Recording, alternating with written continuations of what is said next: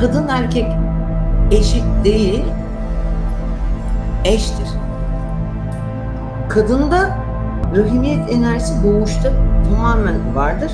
Erkekte sonuca giden, çabalayan Rahman enerjisi vardır. Çaba harcama, gayret etme, girişkenlik, potansiyel enerji, bunların hepsi vardır. Erkekte de eğer rahimiyet enerjisi yükselirse sultanlık aşamasına geçiş başlar. Erkekte çaba ile oluşur. Ondan dolayı da kitapta kadın ve erkeğe yönelik cinsiyete dair hiçbir şey bulamazsın. Sadece çevirilerde kendi bildiklerine göre orada işte Rahman, Rahim, kadın, Nisa'yı kadın olarak yapmışlar ama değildir. Bir kadına, bir hayvana, bir bitkiye ya da bir çocuğa zarar veren birini görürsen bil ki o kişide rahimiyet enerjisi yoktur.